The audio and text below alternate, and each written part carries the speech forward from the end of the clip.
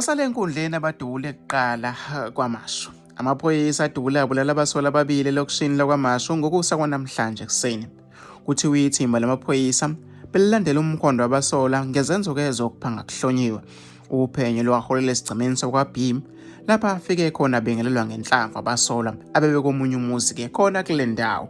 Kuthiwa amadoda amabili avulele ngenhlamvu ebhekise emaphoyiseni ashayeke khona iphoyisa elilimalayo. Amaphoyisa aphenduleke ngayo inhlamvu abasolwa badutshulwe bashona bobabili.